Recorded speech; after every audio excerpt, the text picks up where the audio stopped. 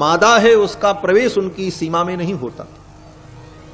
यहां तक कि विभांडक महर्षि के आश्रम की सीमा में वृक्ष होते थे, लताएं नहीं होती थी। क्यों? बोले स्त्री पुरुष में भेद क्या है ये मेरे पुत्र को कभी पता ही न चले, तभी वो नैष्ठिक ब्रह्मचारी हो सकेगा। जैसे सुखदेव जी महाराज हैं कि स्त्री पुरुष में क्या भेद है उन्हें पता नहीं। भागवत में कथा आती है कि जब सुखदेव जी पैदा हुए तो जंगल की ओर चल पड़े। यम प्रव्रजंतम अनुपेतम अपेत कृत्यम द्वैपायनो विरह कातर आजुहाव पुत्रेति तन्मयतया तरवोभिने दुस्तम सर्वभूत हृदयम मुनिमानतोस्मि। सुखदेव जी चले जा रहे हैं जंगल की ओर, दिगंबर, 16 वर्ष की अवस्था, और भगवान का स्मरण करते हुए चल पड़े। 16 वर्ष तक तो मां के गर्भ में ही थे और जन्म लेते ही चल पड़े। वेद व्यास जी पीछे पीछे दौड़ पड़े, बेटा रुक जाओ रुक जाओ। पुत्रेति तन्मयतया तरवो विनेदु। और सुखदेव जी जिस रास्ते से निकले उसी रास्ते में एक सरोवर था। उस सरोवर में कुछ स्त्रियां स्नान कर रही थीं। सुखदेव जी उसी रास्ते से चले गए, स्त्रियां उन्हें देखती रहीं। लेकिन जब पीछे से वेद व्यास जी आए अपने पुत्र को ढूंढते ढूंढते, तो स्त्रियों ने लज्जा के वश होकर वस्त्र धारण किया और अपने मुंह को ढक लिया, घूंघट किया। तो वेद व्यास जी ने पूछा कि मेरा युवा पुत्र नग्न अवस्था में निर्वस्त्र, मेरा पुत्र शुक इसी मार्ग से चला गया और मेरे युवा पुत्र को देख करके तुम्हें लज्जा नहीं आई और मुझ बूढ़े को देख करके लज्जा कर रही हो? ये वेद व्यास जी ने पूछा। तो उन स्त्रियों ने क्या कहा? स्त्रियों ने कहा, हे मुनिवर, स्त्री पुंभिदान अभिव्यक्ति दृष्टि ही। स्त्रियों ने कहा कि लज्जा का कारण क्या है ये जान लो। आपके पुत्र सुखदेव योगी हैं, उनकी दृष्टि में स्त्री पुरुष में कोई भेद ही नहीं है, इसलिए उनसे लज्जा का कोई कारण नहीं है। लेकिन आप वृद्ध होते हुए भी आपको स्त्री पुरुष के भेद का ज्ञान है, इसलिए आपसे लज्जा करना ये धर्म है, ये उचित है। वेद व्यास जी मौन हो गए। कहने का तात्पर्य कि नैष्ठिक ब्रह्मचारी होने के लिए ये भेद की दृष्टि भी जीवन में न हो। इसीलिए विभांडक महर्षि ने अपने पुत्र श्रृंगी को जंगल में रख करके पाला पोसा और सबसे दूर रखा। महर्षि वाल्मीकि लिखते हैं कि अनभिज्ञस्तु नारीणाम विषयाणाम सुखस्य च। श्रृंगी महर्षि को विषयों के विषय में कोई ज्ञान ही नहीं था। विषय क्या है? बोले विषय, ऐसे विषय का मतलब तो हम लोग समझते हैं सब संसार में जितनी वस्तुएं सब विषय है, लेकिन विषय का मतलब है इंद्रियों का विषय। हमारे शरीर में 5 ज्ञानेंद्रियां हैं और 5 कर्मेंद्रियां हैं, और इन 5 ज्ञानेंद्रिय और 5 कर्मेंद्रिय को नियंत्रित करने वाली एक इंद्रिय है जिसका नाम है मन। वो 11वीं इंद्रिय मानी जाती है जो सब पर नियंत्रण रखती है, 5 ज्ञानेंद्रियों पर, 5 कर्मेंद्रियों पर। तो जो 5 ज्ञानेंद्रियां हैं वो 5 ज्ञानेंद्रियां 5 विषयों का अनुभव करती हैं, और उनको विषयों का अनुभव कराने के लिए 5 कर्मेंद्रियां उनकी सहायक बनती हैं, वो कर्म करती हैं। जैसे हाथ कर्मेंद्रिय है और जिह्वा बोले ये ज्ञानेंद्रिय है। अब हाथ जो है लड्डू को उठा करके मुख में रखता है, हाथ रूपी कर्मेंद्रिय सहयोग करती है, तो जिह्वा रूपी ज्ञानेंद्रिय उस रस का अनुभव करती है। जिह्वा ज्ञानेंद्रिय, तो ज्ञानेंद्रियां विषय का अनुभव जो करती हैं, तो जीभ से रस का अनुभव, आंखों से रूप का अनुभव, कानों से शब्द का अनुभव, और नाक से गंध का अनुभव, और शरीर की त्वचा के द्वारा स्पर्श का अनुभव। यही 5 विषय है: रूप, रस, गंध, स्पर्श और शब्द, इन्हीं को विषय कहा गया है। ये 5 विषय, और संसार में जितना सुख हम अनुभव करते हैं इन्हीं 5 माध्यमों से करते हैं। किसी भी सुख की आप चर्चा करो, नाम लो, इन्हीं 5 के अंतर्गत है। आपको भोजन करने में बहुत सुख मिलता है, तो इसमें कारण क्या है? बोले वो जिह्वा पर जाकर के रस देता है, ये रस सुख है। आपने बड़ा सुंदर घर मकान बना लिया, साज सज्जा आपकी बड़ी सुंदर हुई, इससे जो सुख मिला वो सुख क्या है? बोले दृष्टि का सुख है, आंख उसे देख करके सुख का अनुभव कर लेती, ये रूप का सुख है। गंध का सुख, आपके अगल बगल सुगंधी हो, सुगंधित वातावरण हो तो नाक को सुख मिलता है। आपके अगल बगल रहने वाले लोग आपसे उचित व्यवहार करते हो, प्रेम पूर्वक बोलते हो, आपके अनुकूल बोलते हो, तो ये शब्द सुख है। और बाकी सुंदर कपड़ा पहनना, सुंदर बिस्तर पर सोना, अपने बच्चे को गोद में लेकर के दुलार करना, अपनी प्रियतमा को हृदय से लगाना, ये सब स्पर्श सुख के अंतर्गत है। इससे स्पर्श सुख प्राप्त होता है। तो रूप रसगंध स्पर्श शब्द, ये 5 जो विषय हैं इंद्रियों के, ये विषय ही सुख के साधन है।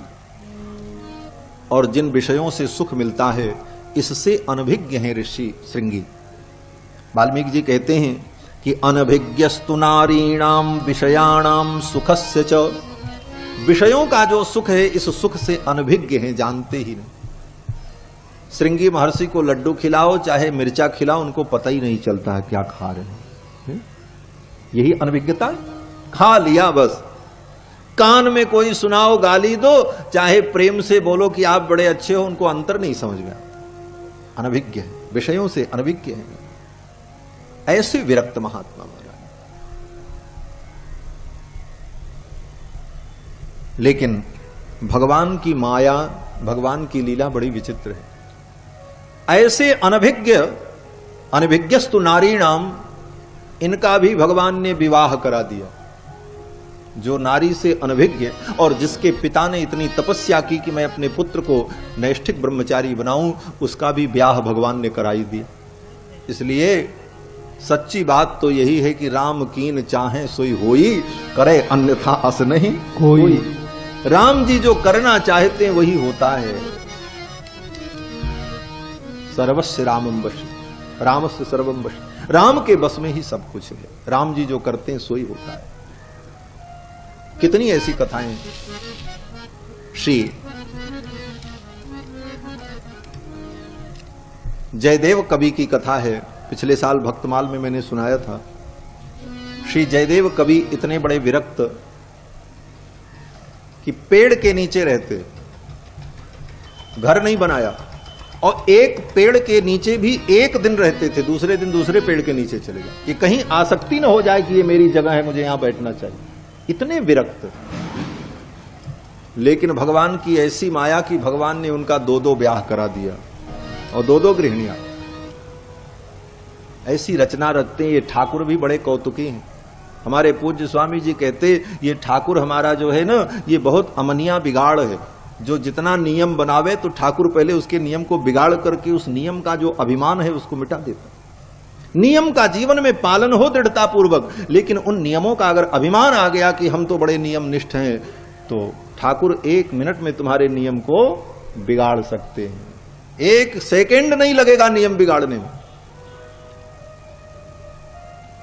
जन अभिमान न राखें काऊ।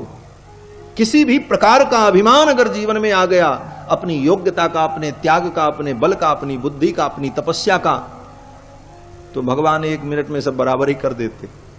जयदेव कवि इतने बड़े विरक्त महात्मा, लेकिन ठाकुर की इच्छा 2-2 ब्याह करा दिया। एक पंडित जी थे, जगन्नाथपुरी गए, भगवान से प्रार्थना की, प्रभु मेरे कोई संतान नहीं है, संतान हो जाए बस, उस संतान को मैं आपको समर्पित कर दूंगा। प्रार्थना करके गए, जगन्नाथ भगवान ने इच्छा पूर्ण की।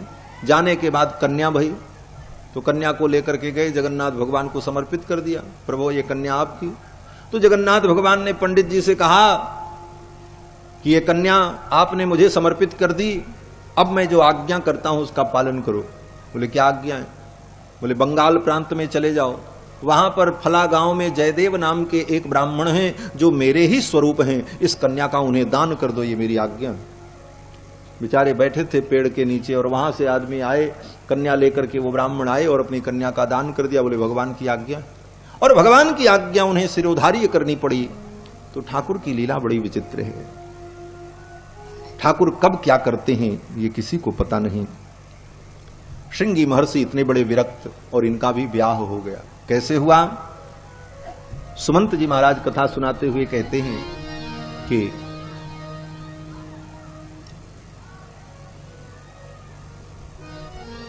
अंग देश के राजा महाराज रोमपाद, बड़े प्रतापी राजा महाराज रोमपाद,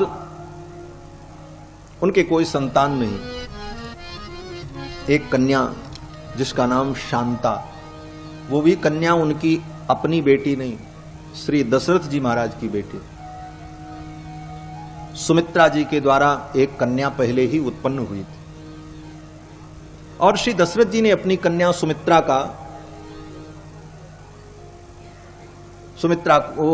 जी की कन्या को दशरथ जी महाराज ने अपने मित्र रोमपाद को दे दिया था, दत्तक पुत्री के रूप, जिनका नाम शांता था। ये शांता जी राम जी की बहन है और श्रृंगी महर्षि की पत्नी है। इन्हीं के साथ श्रृंगी जी का ब्याह हुआ। शांता जी रोमपाद महाराज के घर में थी। महाराज रोमपाद के राज्य में अकाल पड़ा। ब्राह्मणों को बुलाकर के महाराज रोमपाद ने कहा कि ये अकाल दूर कैसे होगा? तो ब्राह्मणों ने, ऋषियों ने कहा कि श्रृंगी महर्षि जो विभांडक महर्षि के पुत्र हैं उनको बुलाया जाए और उनको आप अपनी कन्या का दान कर दें तो आपके राज्य का अकाल दूर हो जाए। अब कौन लावे श्रृंगी महर्षि को? विभांडक महर्षि के आश्रम की सीमा में कोई जा नहीं सकता, ऐसे कठोर नियम। लेकिन भगवान की लीला बड़ी अद्भुत। राजा रोमपाद ने कहा कि जो इस कार्य को करेगा, श्रृंगी महर्षि को मेरे राज्य की सीमा में लेकर के आएगा, मैं उसको अपना आधा राज्य दे दूंगा। गणिकाएं तैयार हो गईं और कुछ गणिकाओं ने कहा महाराज ये कार्य मैं कर दूंगी। और वो नर्तकियां जो थीं वो सब साजो सामान लेकर के गईं और एक नाव लेकर के गईं। जिस नदी के तट पर श्रृंगी महर्षि रहते थे वहीं नाव को लगा दिया और नाव से उतर करके दूर दूर से पता लगाया कि विभांडक महर्षि कब आश्रम से बाहर जाते हैं। कंदमूल फल लाने के लिए किसी काम से तो जाते ही होंगे। उसी समय मैं श्रृंगी से मिलूंगी और तब अपना काम बनेगा। और उन गणिकाओं ने सब पता लगाया और जब विभांडक महर्षि कंदमूल फल लेने के लिए कहीं बाहर गए तो धीरे से सब आश्रम में पहुंच गए। श्रृंगी महर्षि ने देखा, आज जीवन में पहली बार किसी स्त्री को देखा। अनभिज्ञस्तु नारीणाम। तो श्रृंगी महर्षि ने सोचा कि जैसे मैं ब्रह्मचारी हूं, वेद पढ़ता हूं, उसी तरह ये लोग भी वेद पढ़ते हों। ये भी पुरुष ही हैं, ऐसा अनुभव किया। और श्रृंगी महर्षि ने कहा आइए, आपका स्वागत है, आप मेरे अतिथि हैं। क्योंकि वेदों में लिखा है अतिथि देवो भव, अतिथि देवता होता है और अतिथि की पूजा करनी चाहिए, तो मैं आपकी पूजा करूंगा। अब तो बेचारी गणिकाएं डर गईं, इतने बड़े महात्मा मैं इनसे अपनी पूजा कराऊं, लेकिन काम करना है इसलिए भाई तो नाटक करना ही पड़ेगा। फिर सब ने पूजा करवाई और श्रृंगी महर्षि ने पूजन किया उनका विधिवत। महर्षि वाल्मीकि लिखते हैं कि श्रृंगी महर्षि ने कहा करिष्ये वोत्र पूजाम वै सर्वेषाम विधि पूर्वकम। विधि पूर्वक मैं आपकी पूजा करूंगा। इदम अर्घ्यम इदम पाद्यम इदम मूलम फलं च नः। इदम अर्घ्यम समर्पयामि, पाद्यम समर्पयामि, फलम समर्पयामि, पुष्पम समर्पयामि। सब समर्पित किया और उनका पूजन किया उन गणिकाओं का। गणिकाएं बेचारी आंख बंद करके सब पूजा स्वीकार कर रही थी, क्योंकि राजा का कार्य करना था। जब पूजा संपन्न हो गई तो श्रृंगी महर्षि ने परिचय पूछा कि आप लोग किस गुरु के शिष्य हैं और कौन से वेद का अध्ययन करते। क्योंकि श्रृंगी महर्षि को तो यही मालूम था कि हर व्यक्ति पैदा होता है और फिर किसी गुरु की सन्निधि में वेद शास्त्र पढ़ता है और यही इतना जीवन है। इसके अलावा संसार का कोई ज्ञान उनको था नहीं। तो गणिकाओं ने कहा कि हमारे गुरुजी जो हैं हमको साम वेद पढ़ाते हैं। बोले गुरुजी का नाम क्या है? तो गणिकाओं ने कहा हम अपने गुरु का नाम नहीं ले सकते, क्योंकि शास्त्र में विधि है आत्मनाम गुरो नाम नामाति कृपणस्य च। उन गणिकाओं ने कहा कि आत्मनाम गुरोर नाम, अपना नाम और अपने गुरु का नाम, और नामाति कृपणस्य च, नामानि कृपणस्य च, कृपण का नाम कंजूस व्यक्ति का नाम, और ज्येष्ठा पुत्र कलत्रयो, ज्येष्ठ पुत्र और अपनी पत्नी और अपने पति, इतने लोगों का नाम लेने का निषेध है शास्त्रों में। अपना भी नाम अपने मुंह से बार बार नहीं लेना चाहिए। कभी कोई मजबूरी आ जाए तो कहना पड़े तो वहां कह दे, नहीं तो बार बार अपना नाम लेकर के कहे कुछ बात करे तो ये उचित नहीं माना जाता। और गुरु का नाम भी नहीं लेना चाहिए। गुरु का मतलब, गुरु के अंतर्गत वे सभी श्रेष्ठ लोग आते हैं जो पूजनीय हैं। पिता, मामा, चाचा, गुरु, ये सब, बाबा, दादा, ये सब गुरु हैं। गुरु शब्द से इन सब का बोध होता है। तो आत्मनाम गुरोह नाम, और कृपण व्यक्ति का नाम, कंजूस व्यक्ति का नाम, और बड़े पुत्र का नाम, अपने बड़े बेटे का नाम नहीं लेना चाहिए। इसीलिए पुरानी परंपरा है, माता पिता बड़े बेटे को बाबू भैया कह के बुलाते हैं। बाबू इधर आओ, भैया इधर आओ, ये करो वो करो, नाम नहीं लिया जाता। और पत्नी का नाम भी नहीं लेना चाहिए। अब आजकल तो फैशन है पत्नी का नाम पति ले और पति का नाम पत्नी ले रही, लेकिन पति पत्नी को एक दूसरे के नाम का उच्चारण नहीं करना चाहिए। इसीलिए पुरानी परंपरा थी, पत्नी जब बुलाती पति को तो ये जी वो जी, यही तो कहते हैं, ये जी सुनो वो जी सुनो है?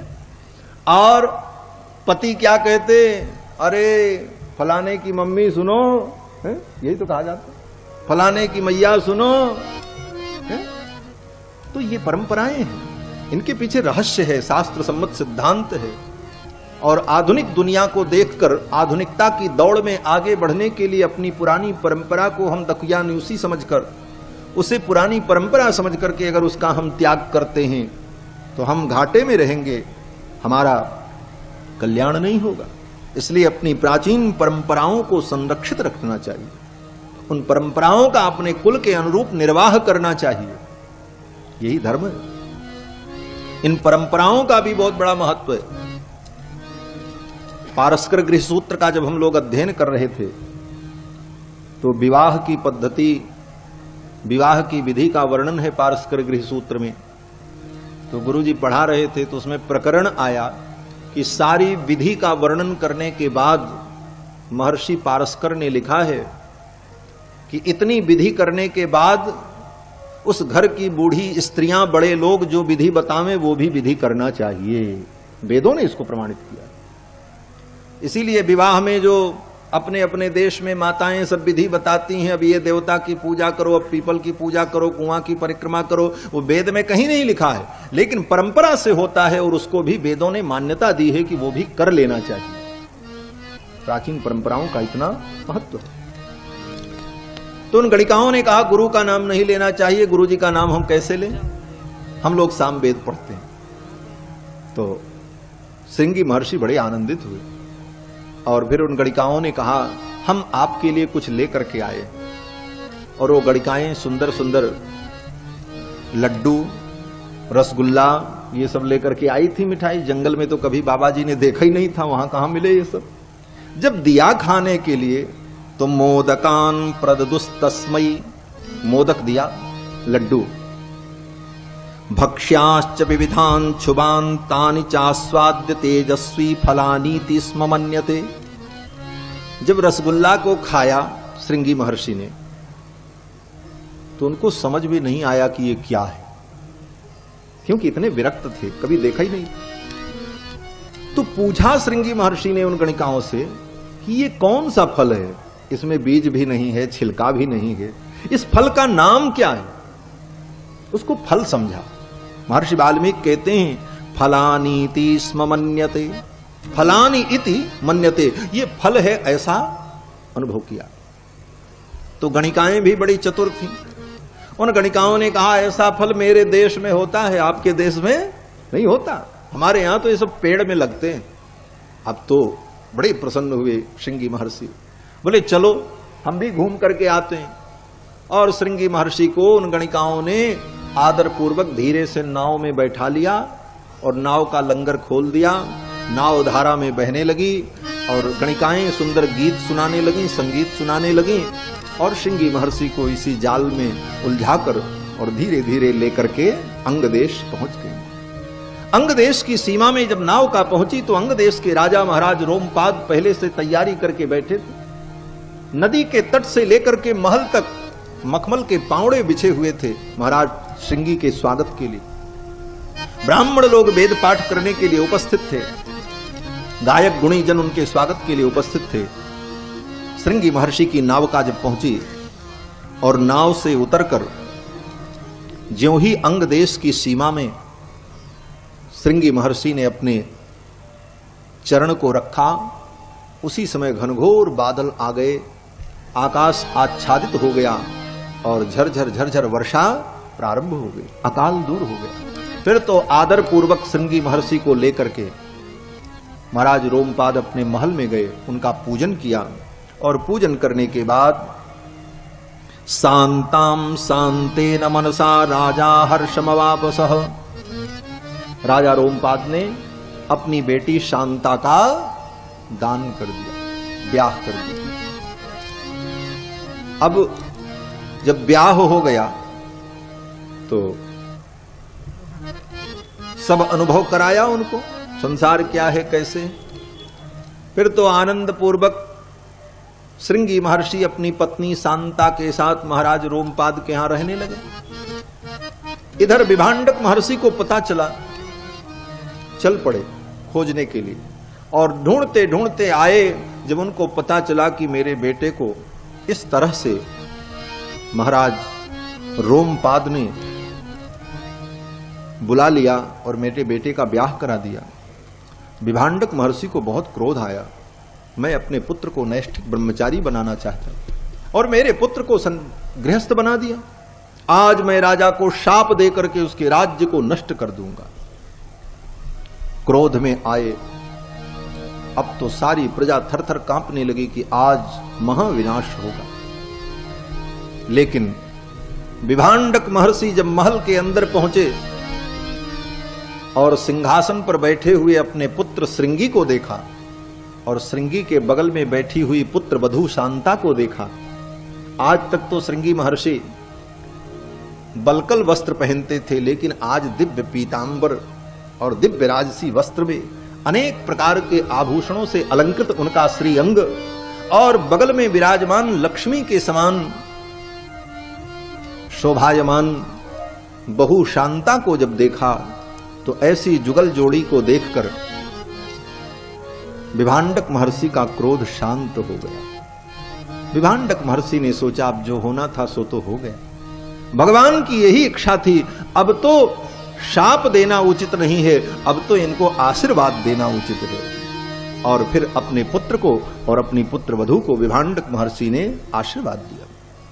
पुत्र को आशीर्वाद दिया चिरंजीवी भव और अपनी पुत्र वधू को सौभाग्यवती भव, ऐसा आशीर्वाद देकर के भगवान का स्मरण करते हुए विभांडक महर्षि चले गए।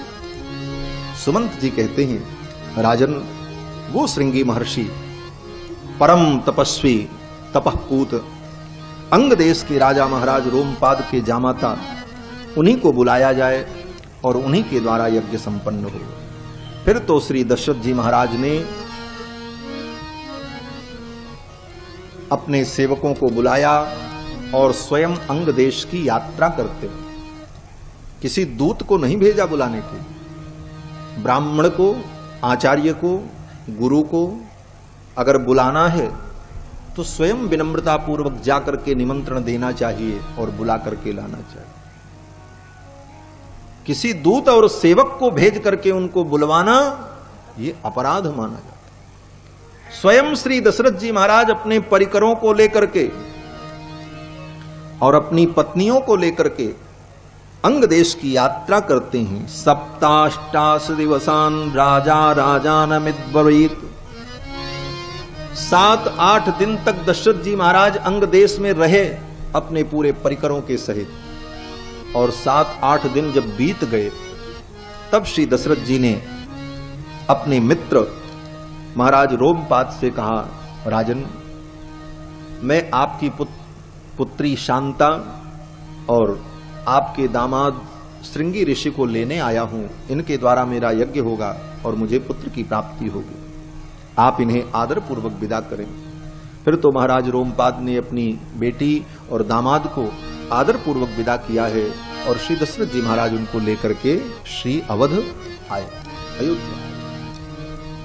अयोध्या में जब आए तो आते ही यज्ञ नहीं प्रारंभ हुआ। अब आने के बाद श्रृंगी महर्षि और शांता जी कुछ दिन निवास करते हैं। महर्षि वाल्मीकि लिखते हैं कि ततः काले बहुतिथे, श्रृंगी महर्षि और शांता जी के आ जाने के बहुत दिन बाद, ततः काले बहुतिथे कस्मिश्चित सुमनोहरे, कोई सुंदर दिन आया। सुंदर दिन का मतलब शुभ मुहूर्त। कब?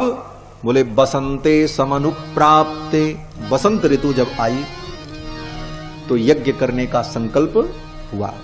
राज्ञो यष्टुम मनोभवत, तब यज्ञ की विधि प्रारंभ होती है। सरजू जी के तट पर दिव्य मंडप का निर्माण हो गया और श्री दशरथ जी महाराज ने वैदिक मंत्रोच्चार के मध्य में यज्ञ का संकल्प किया और यज्ञशाला में प्रवेश किया। अश्व छोड़ा गया। अब अश्व 1 वर्ष तक भ्रमण करेगा और 1 वर्ष के बाद अश्व जब घूम करके आ जाएगा तब यज्ञ की पूर्णाहुति होगी, क्योंकि अश्वमेध यज्ञ तो 1 वर्ष में होता है। अश्व छोड़ दिया गया, अश्व घूमने के लिए चला गया। अश्व जब जाता है, अश्वमेध यज्ञ का घोड़ा, तो उसके साथ हजारों सैनिक, बड़े बड़े वेद के विद्वान उसके साथ चलते हैं, क्योंकि वो अपनी मर्जी से चलता, जहां जाए उसे रोका नहीं जाता, जिस दिशा में वो जाए। और वो घोड़ा जाता किस दिशा में है? बोले जिस दिशा में कोई राजा अभिमानी होते हैं उन्हीं के राज्य में वो घोड़ा प्रवेश करता है और फिर उस राजा के साथ युद्ध होता है और उस घोड़े को मुक्त करा करके फिर आगे बढ़ा जाता है। ऐसी सारी विलक्षण विधियां हैं। यज्ञों की विधि बड़ी विलक्षण है। ऐसे ऐसे यज्ञ का वर्णन है वेदों में।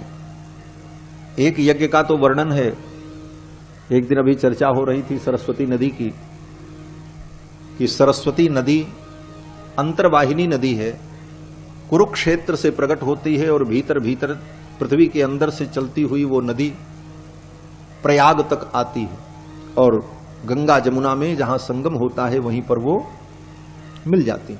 अंतर्वाहिनी। वेदों में एक ऐसे यज्ञ का वर्णन है जो यज्ञ सरस्वती नदी के किनारे होता है।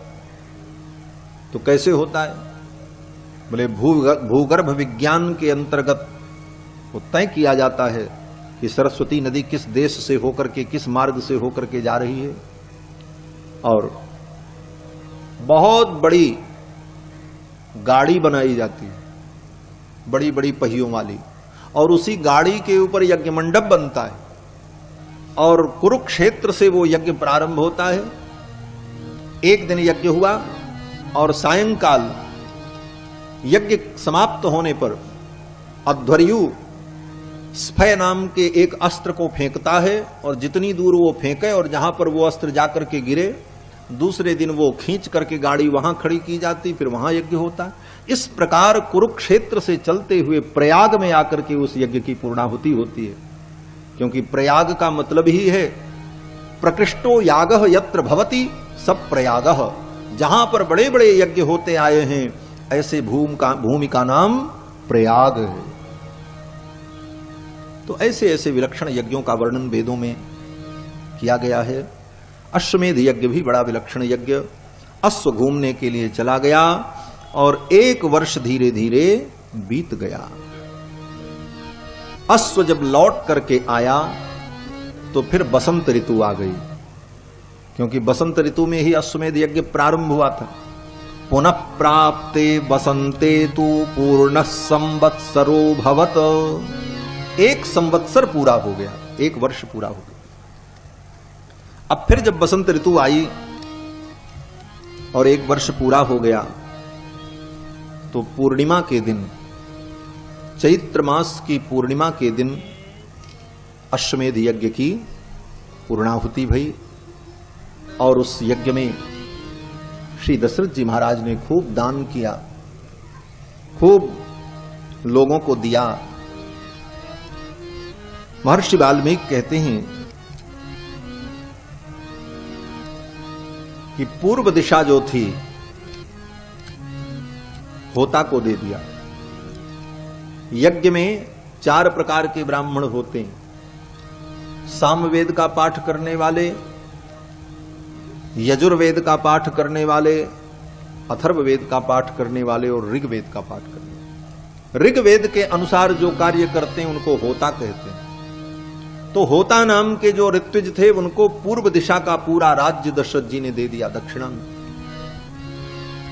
पश्चिम दिशा का सारा राज्य यजुर्वेद का पाठ करने वाले ब्राह्मणों को दे दिया। ब्रह्मणे च दिशम दक्षिणाम, अथर्ववेद के अनुसार क्रियाकलाप को संपन्न करने वाले जो ऋत्विज थे उनको दक्षिण दिशा का पूरा साम्राज्य दे दिया।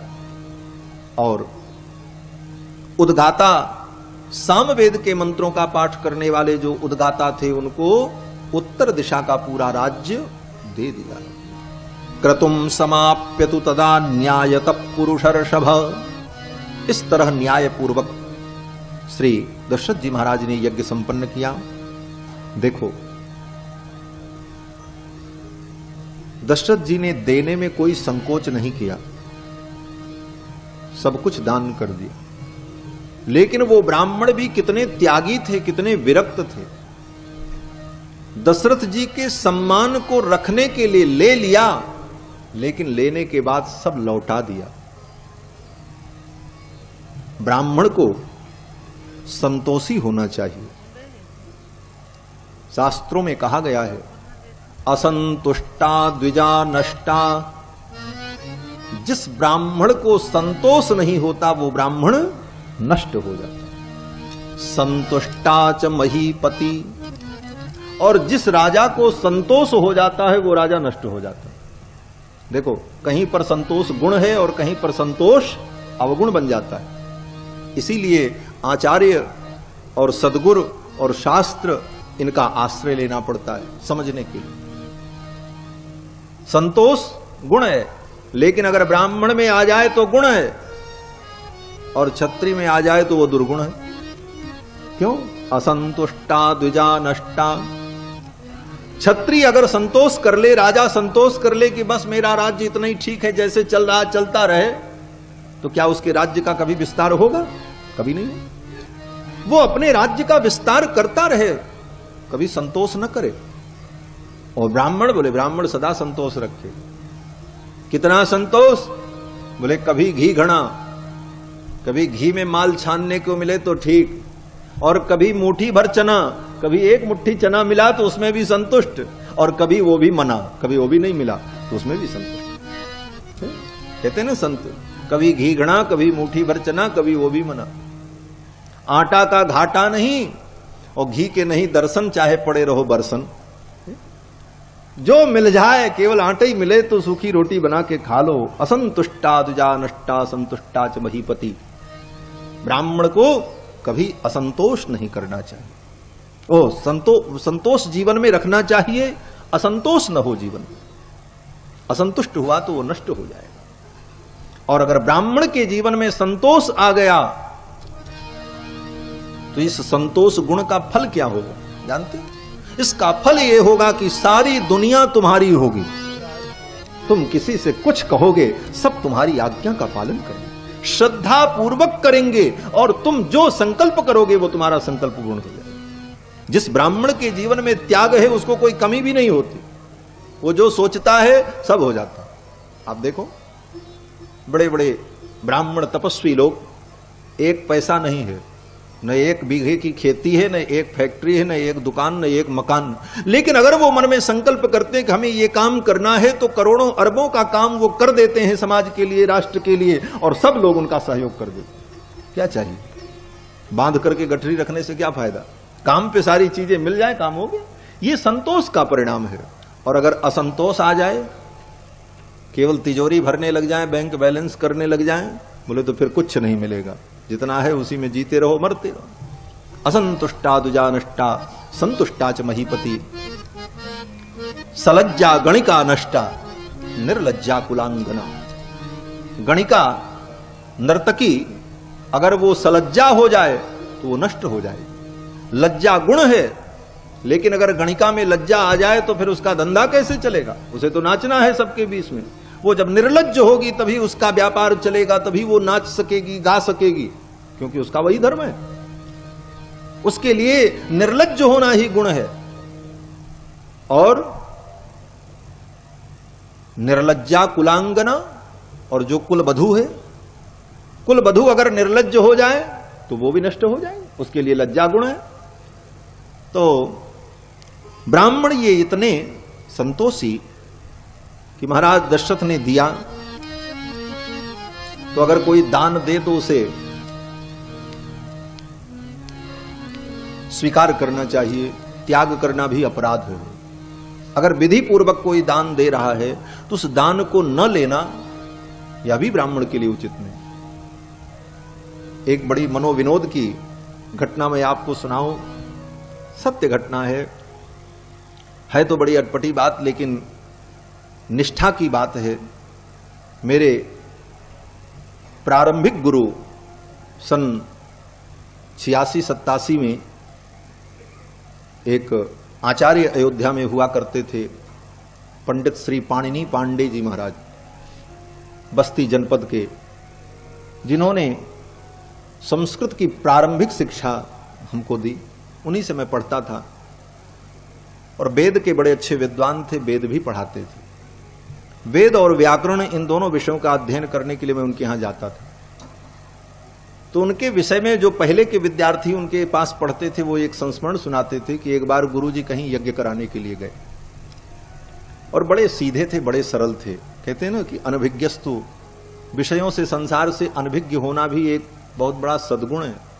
बहुत दुनिया को जान लेना बुद्धिमानी नहीं। जितना दुनिया की हर चीज को जानने की कोशिश करोगे उतने ही परेशान होगे, उतने ही तुम्हारे समय की दुर्गति होगी, तुम्हारा समय बर्बाद होगा, और जानने से कुछ मिलने वाला नहीं। लोग कहते हैं हमारी सारी दुनिया को हम जान लेंगे। बोले जान के क्या करोगे?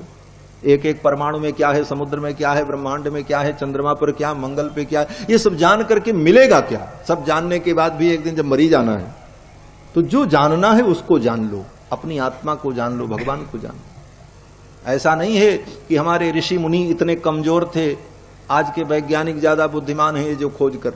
ऋषि मुनि भी चाहते तो अपनी मेधा शक्ति के द्वारा ये सारे ज्ञान विज्ञान को प्रकट कर सकते थे, लेकिन इसका कोई परिणाम नहीं है। इसलिए ऐसे कार्य में उन्होंने अपने समय को, अपनी बुद्धि को व्यर्थ नहीं गंवाया, विनाश का सामान नहीं तैयार किया।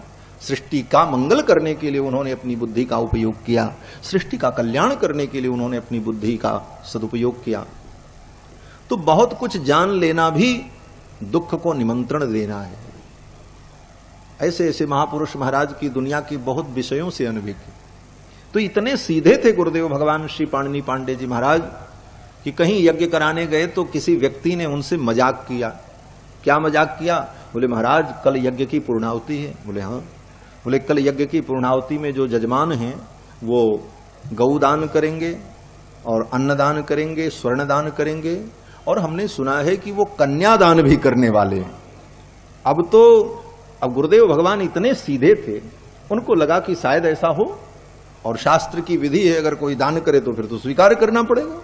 तो उन्होंने अपने शिष्य से कहा भैया ऐसा करो, कोई उपाय करो, किसी प्रकार ये कार्यक्रम टल जाए, अन्यथा वो दान करेगा, हम स्वीकार करेंगे और लेकर के जाएंगे तो तुम्हारी जो घर में पुरंजनी है, अपनी पत्नी को पुरंजनी कहते थे, वो पुरंजनोपाख्यान भागवत में है। बड़े वैज्ञानिक और बड़े चिंतक, बड़े अद्भुत पुरुष थे। हम लोग पढ़ने जाते थे तो तो कोई सामान मंगाना हो तो कहें जाओ पुरंजनी से मांग के ले आओ, तो माता जी के पास हम लोग जाते, जो भी गुरु जी कहते ला करके उनको देते। तो अपनी पत्नी को पुरंजनी कहते थे। तो बोले कि पुरंजनी को अगर पता चल गया तो हमको तो घर में नहीं रहने देगी भैया, इसलिए कोई उपाय करो कि इस विपत्ति से हमको बचाओ। रात भर उनको नींद नहीं आई, जबकि लोगों ने मजाक किया था, मनोविनोद किया था। प्रातः काल उन्हें चिंतित देख करके एक आचार्य थे, उन्होंने पूछा, गुरुदेव आप चिंतित क्यों हैं? बोले बताए, सारी बात बताइए। तब लोगों ने कहा नहीं नहीं ऐसा कुछ नहीं है। इन लोगों ने हंसी में ऐसा कहा था। रात भर उनको नींद नहीं आई कि घर जाने के बाद क्या होगा, कितना बड़ा कलह हो सकता है, ये सब सोच डाला। इतने सरल थे महाराज। तो दान की विधि है, अगर दान में कोई दे तो उसका तिरस्कार करना भी धर्म नहीं है, स्वीकार करना पड़ता। ब्राह्मणों ने दशरथ जी के द्वारा दिए गए दान को स्वीकार तो कर लिया, लेकिन स्वीकार करने के बाद कहा, राजन भवान एवं महीम कृष्णाम एको रक्षितुमर्हति। हे राजन, इस सारी पृथ्वी की रक्षा करने में आप समर्थ हैं, और ये आपका राज्य लेकर के हम लोग क्या करेंगे? इसकी रक्षा हम नहीं कर पाएंगे। ये शासन का कार्य हम लोगों के बस का नहीं है। न भूम्या कार्यमस्माकम न ही सकता स्म पालने। ये भूमि का पालन करना, प्रजा का पालन करना, ये हमारा धर्म नहीं है, और हमारे अंदर ऐसी क्षमता भी नहीं। क्यों? बोले रता स्वाध्याय करने। हम तो स्वाध्याय में रहने वाले लोग हैं। वेद शास्त्र का चिंतन करना, पढ़ना पढ़ाना हमारा ये काम है, और इस कार्य से हमको फुर्सत कहां है कि हम ये राज्य करें और प्रजा का पालन करें। ये तो आपके लिए ठीक है, आप इस राज्य को ले लो। तो दशरथ जी ने कहा कि दी गई वस्तु को लेना अपराध है। दान देने के बाद उस वस्तु को पुनः ले लेना, ये तो दोष हो जाएगा। तो ब्राह्मणों ने कहा, राजन इसके बदले में अगर हमको आप कुछ दे दो तो आपको लेने का पाप नहीं लगेगा, तब इस वस्तु का विक्रय मान लिया जाएगा। निष्क्रयम किंचिदेवेह प्रयच्छत्तु भवानी ही। इसके बदले में इसका कुछ निष्क्रय हमको दे दीजिए, तो ये वस्तु आपकी खरीदी वस्तु हो जाएगी, फिर इसका उपयोग करने में आपको दोष नहीं होगा। और आपको बतावें कि उन ब्राह्मणों ने महाराज से, किसी ने गाय ले लिया, किसी ने एक स्वर्ण मुद्रा ले ली, और उसी के बदले में सब उनको लौटा दिया। बोले सब आप ले जाओ, हमने 1 रुपए में आपको ये सारा राज्य दे दिया। इसीलिए कहा गया है, पृथ्वी का राजा भले क्षत्रिय हो, लेकिन सारी पृथ्वी ब्राह्मणों की है, क्योंकि ऋषियों की ये संपत्ति थी, और ऋषियों ने सब दे दिया। पालन करो, शासन करो, खाओ पियो, आनंद करो। महर्षि कश्यप ने सारी सृष्टि को जीत करके, ओ परशुराम जी महाराज ने सारी सृष्टि को जीत करके कश्यप महर्षि को दान कर दिया। सर्वाह काश्यपा प्रजा। तो ऐसा औदार्य उन ब्राह्मणों के अंदर। यज्ञ संपन्न हो गया। जब यज्ञ संपन्न हुआ तो श्रृंगी महर्षि ने कहा कि तथेति सच जाजानम उवाच द्विजसत्तमः भविष्यन्ति सुताराजश्चत्वारस्ते कुलोद्वहाः। हे राजन, अब अश्वमेध यज्ञ पूरा हो गया। आपको 4 पुत्रों की प्राप्ति होगी। आप 1 पुत्र की कामना कर रहे थे, 4 पुत्र की प्राप्ति होगी। और कैसे पुत्र? कुलोद्वहाः, जो कुल का विस्तार करने वाले होंगे, वंश परंपरा का विस्तार करने वाले होंगे। और रामचरितमानस में श्री वशिष्ठ जी महाराज ने यही बात श्री दशरथ जी से कही। जब श्री दशरथ जी महाराज गुरु जी के पास पहुंचे अपने मन की बात को कहने के लिए, तो गुरुदेव वशिष्ठ ने यही समझाया।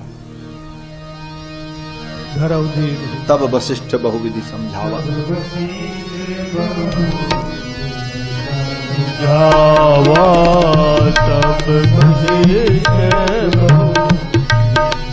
धीर धरो सुतचारी,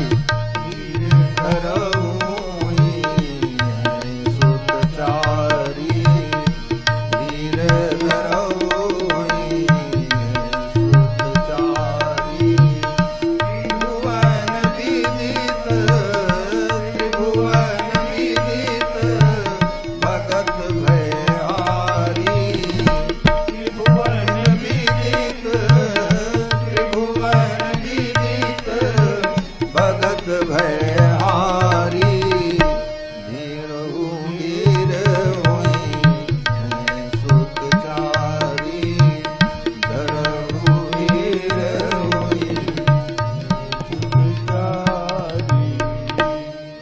वशिष्ठ जी ने कहा, राजन धरहु धीर होई हैं सुत चारी, 4 पुत्र होंगे, धैर्य धारण करो। और फिर जब यज्ञ संपन्न हो गया तो श्रृंगी महर्षि ने कहा कि अब एक यज्ञ और होगा। कौन सा यज्ञ? बोले पुत्र कामेष्टि यज्ञ। बोले ये यज्ञ कितने दिन में होगा? 1 दिन में।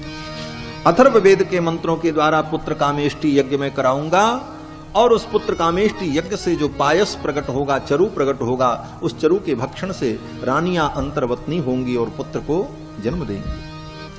फिर पुत्र कामेष्टि यज्ञ श्रृंगी महर्षि ने कराया, पुत्र काम शुभ यज्ञ करावा।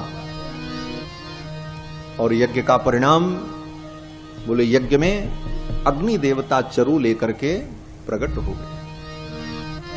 श्री वाल्मीकि महर्षि कहते हैं कि जब यज्ञ हो रहा था तो यज्ञ में भाग ग्रहण करने के लिए देवता लोग आए हुए थे। भाग प्रतिग्रहार्थम वै समवेता यथा विधि। सारे देवता उस पुत्र कामेष्टि यज्ञ में अपना अपना भाग लेने के लिए आए थे। ब्रह्मा जी आए थे, वरुण आए थे, चंद्रमा आए थे, बृहस्पति आए थे, सब आए थे। और जब कहीं पर सब लोग एकत्रित होते हैं, सबका मतलब 10, 20, 50 लोग कहीं भी एकत्रित होते हैं, तो कोई न कोई चर्चा होती है, क्योंकि सब चुप तो बैठेंगे नहीं, कोई न कोई बात होगी। और बात कौन सी होती? बोले समसामयिक विषय पर चर्चा होती है, ये नियम है।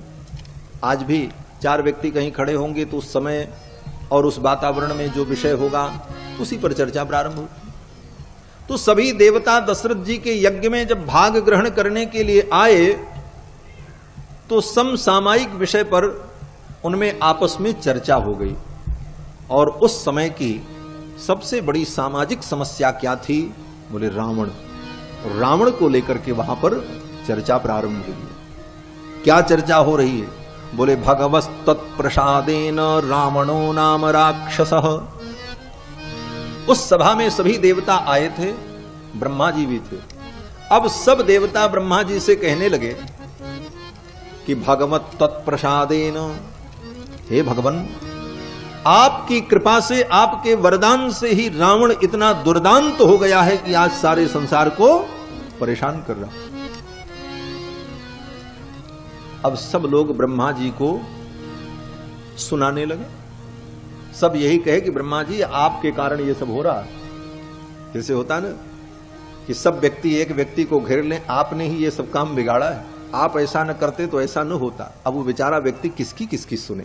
अब ब्रह्मा जी को सब सुनाने लगे, सारे देवता। देवगुरु बृहस्पति ने कहा मेरी दुर्दशा देखो। क्या दुर्दशा है? देवगुरु बृहस्पति कहते हैं कि रावण का ऐसा आतंक कि अगर रावण की सभा में मैं जोर से बोल दूं तो रावण के सेवक मुझे डांट देते हैं। स्वल्पम जल्प बृहस्पति जड़मते, अय जड़मती बृहस्पति चुप हो जाओ। जानते नहीं हो मेरे महाराज लंकेश की ये सभा। देवगुरु बृहस्पति चुप हो जाओ। बृहस्पति कहते मेरी सुन लो, मेरी ये दशा है। चंद्रमा ने कहा मेरी भी सुनो, ब्रह्मा जी आपके कारण मुझे कितना दुख हो रहा है, आपने रावण को वरदान दे दिया। चंद्रमा ने कहा कि मेरी तो ये दशा है कि रावण के दरबार में रावण का छोटा सेवक भी मुझे डांटता है। न बोल चंद्र मंद बुद्धि, इंद्र की सभा नहीं। ऐ मंद बुद्धि चंद्रमा, ये इंद्र की सभा नहीं है, चुप रहो। चंद्रमा बेचारे चुप हो जाते। भगवान शंकर ने कहा मेरी भी सुन लो। भगवान शंकर की स्थिति क्या है? बोले वेद पढ़े विधि शंभु सभीत पूजावन रावण सो नित आवे। भगवान शंकर प्रतिदिन सवेरे ब्रह्म मुहूर्त में रावण के यहां पहुंच जाते थे। क्यों? बोले अपनी पूजा कराने के लिए। अरे बोले रावण उनकी पूजा क्यों करता? बोले रावण उनका भगत था। तो भगत भगवान के पास आवे पूजा करने के लिए, लेकिन यहां उल्टा होता था। भगवान शंकर स्वयं जाते थे, आ गए, चलो पूजा कर लो, फिर छुट्टी करो, फिर हम जाएं अपना काम देखें। ये रावण का आतंक था। ये मैं नहीं कह रहा हूं, गोस्वामी तुलसीदास जी ने लिखा कि वेद पढ़े विधि शंभु सभीत पूजावन रावण सो नित आवे। रोज रावण से पूजा कराने के लिए भगवान शंकर को आना पड़ता। किसी ने एक दिन भगवान शंकर से कहा, भोलेनाथ, आप इतने बड़े सर्वसमर्थ हो करके और रावण के घर जाकर के अपनी पूजा कराते हो, आप भी रावण से डरते हो क्या? भगवान शंकर ने कहा, डरते तो नहीं है, लेकिन अब कौन उसके मुंह लगने जाए। बोले क्यों? बोले वो तो मेरे यहां आता ही था पूजा करने के लिए, लेकिन मैंने ही कहा कि अब तुम मत आना, हम ही तुम्हारे घर आ जाएंगे। लोगों ने कहा क्यों? तो भगवान शंकर ने कहा, एक बार आया पूजा करने के लिए रावण एक बार पहुंचा कैलाश पूजा करने के लिए, और भगवान शंकर की पूजा की, और पूजा करने के बाद उसको मस्ती सुधरी। अब राक्षस तो राक्षस, कब उसकी बुद्धि बदल जाए क्या करे। अब उसको मस्ती सुधरी और उसने क्या किया, बोले अपना 20 हाथ लगा करके कैलाश पर्वत को ही उठाया। अब कैलाश पर्वत को जब उठाया तो कैलाश पर्वत डगमग हुआ। पार्वती जी भगवान शंकर की गोद में बैठी हुई थी। वामांके च विभाति भूधर सुता देवापगा मस्तके। पार्वती जी डर गई, प्रभु ये क्या हुआ, भूकंप आ गया। भगवान शंकर ने कहा, भूकंप नहीं आ गया, चेला आ गया। बोले चेला के आने से गुरु के घर में भूकंप आ जाए तो ऐसा चेला तो ना आवे तभी भला है। ऐसे चेले से क्या मतलब, ऐसे शिष्य से क्या मतलब जिस शिष्य के आने पर गुरु के घर में भूकंप आ जाए। फिर तो भगवान शंकर ने पर्वत को दबा दिया। जब दबाया तो उसके 20 हाथ उसी के नीचे दब गए, सारी उंगलियां दब गई। अब वो निकालना चाहे तो निकले नहीं। भगवान शंकर ने कहा, आज इसको हम शिक्षा देंगे। जोर से दबाए रखे और वो बेचारा उसी में चिल्लाता रहा, रोता रहा। कई वर्षों तक रोता रहा रावण। इतना रोया, इसीलिए भगवान शंकर ने कहा, अब तुम्हारा नाम आज से रावण हो गया। रावण माने रोने वाला, इसीलिए उसका नाम भगवान शंकर ने रावण रख दिया। नाम तो दशकंधर दशानन है, लेकिन रोने के कारण उसका नाम रावण कर दिया। और उसके बाद रावण रोते हुए भगवान की स्तुति करता है। हाथ उसके दबे थे और प्रार्थना करने लगा।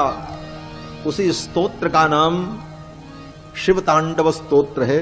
जटाटवी गलत जल प्रवाह प्रावित स्थले गले वलम विलंबितम भुजंग तुंगमालिकाम डमट डमट डमट डमन निनाद वड्डमर वयम चकार चंद्र तांडवम तनोति नः शिव शिवम।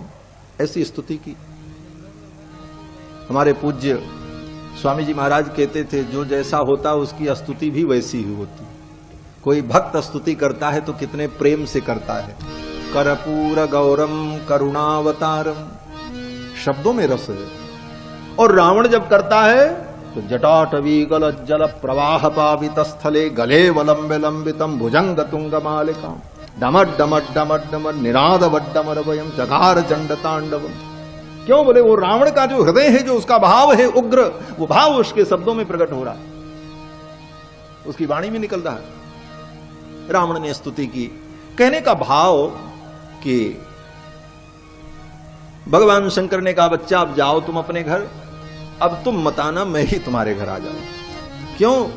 बोले आज तो इसने ऐसा ही किया, कल बिना बताए आवे और पर्वत उठा के समुद्र में फेंक दे। पता नहीं इसकी कैसी बुद्धि हो जाए। क्यों? बोले एक खोपड़ी हो तो उसको समझाया भी जा सकता, जिसकी 10 खोपड़ी हो उसको तो समझाना भी मुश्किल। एक खोपड़ी वाले तो बात मानने को तैयार नहीं है, तो 10 खोपड़ी है। और भगवान शंकर के साथ बहुत बड़ी ये समस्या है, यहां तो खोपड़ी की ही लड़ाई है। क्यों? बोले शंकर जी का पूरा परिवार ही ऐसा है। शंकर जी कौन? बोले पंचानन, 5 मुख शंकर जी के ही। और इनके पिता बोले चतुरानन, ब्रह्मा जी के 4 खोपड़ी। बेटा बोले षडानन। बेटा कौन है? बोले षडानन, 6 मुख है। और चेला बोले दशानन। तो यहां तो सब आनन ही वाले हैं, आनंद का खेल है। दशानन, चतुरानन, षडानन, पंचानन। अब जब इतनी खोपड़ी होगी तो फिर परिणाम भी उसका विचित्र ही होगा। अस्तु बंधुओं, रावण के आतंक से सभी त्रस्त थे और सब लोगों ने ब्रह्मा जी से प्रार्थना की। ब्रह्मा जी बेचारे बड़े दुखी हो गए। उसी समय भगवान प्रकट हो गए। भगवान ने देखा मेरे ब्रह्मा जी बड़े दुखी हो रहे हैं और ब्रह्मा जी के पक्ष से भगवान प्रकट हो गए। उसी समय नारायण गरुण पर विराजमान होकर के आ गए।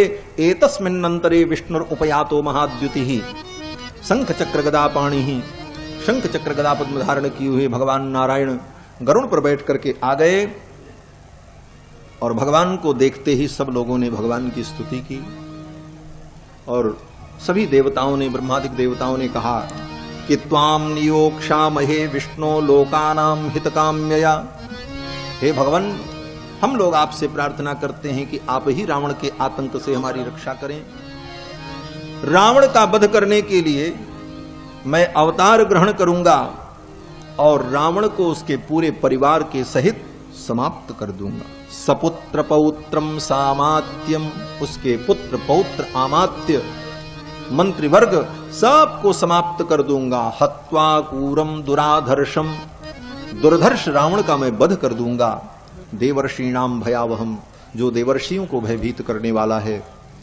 और रावण का वध करने के बाद 11,000 वर्ष तक इस धरा पर रह करके मैं लीला करूंगा।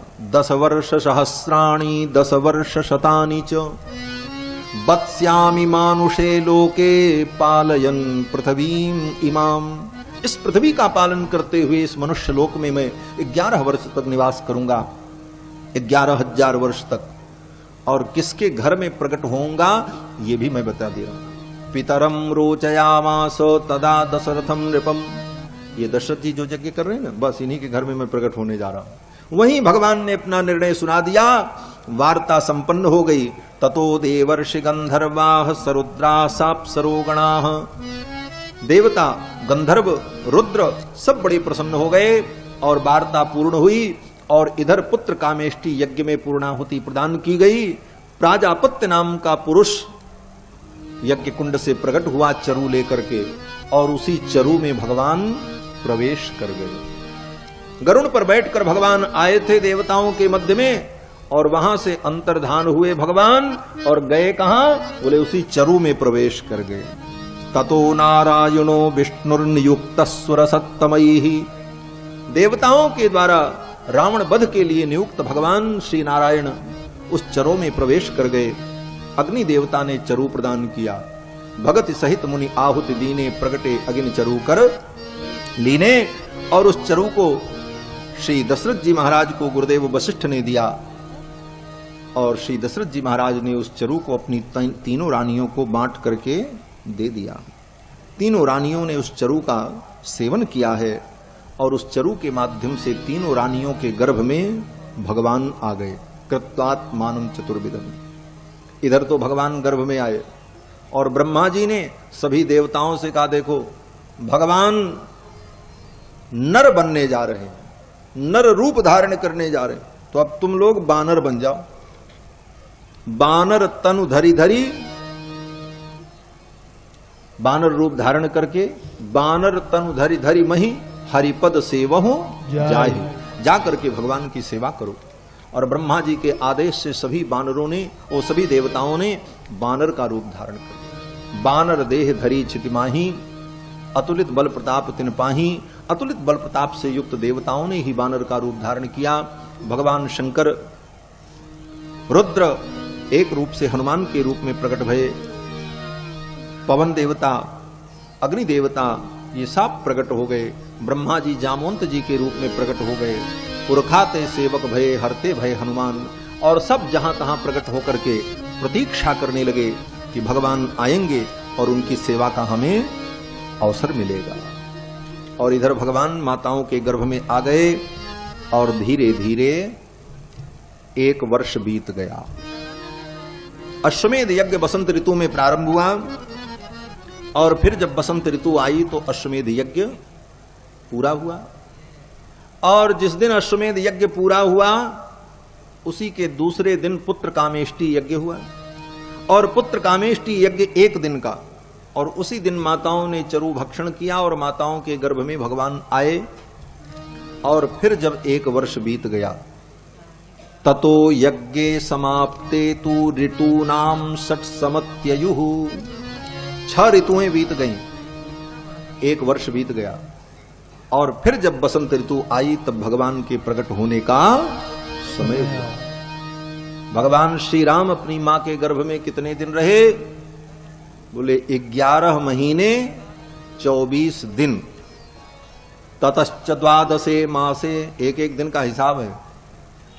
ततश्च द्वादशे मासे, 12वां महीना लग गया। चैत्र की पूर्णिमा को यज्ञ की पूर्णाहुति हुई, और इसके बाद प्रतिपदा की इष्टि में माताओं ने चरु भक्षण किया, और फिर अगले साल जब चैत्र शुक्ल नवमी आ गई, कई दिन बचा है? 6 दिन बचा है साल पूरा होने। 11 महीने 24 दिन। ततश्च द्वादशे मासे, 12वां महीना आ गया। चैत्रे नावमिके तिथो, चैत्र महीना की 9वीं तिथि आ गई, और मंगलवार दिन पुनर्वसु नक्षत्र, नक्षत्रे दिते दैवत्ते सोच संस्थेषु पंचसु, ग्रहेषु कर्कटे लग्ने, सुंदर कर्कट लग्न, सुंदर मुहूर्त, भगवान के प्रकट होने का समय आ गया। 9वीं तिथि मधुमास पुनीता, शुक्ल पक्ष अभिजित हरि प्रीता, मध्य दिवस अति शीतन घामा। मध्य दिवस न अत्यधिक गर्मी न अत्यधिक ठंडी, ऐसा समशीतोष्ण सुंदर मौसम आ गया। और जब भगवान के प्रकट होने का समय आया तो सभी देवता आ गए। किस लिए? बोले गर्भस्थ भगवान की स्तुति करने के लिए।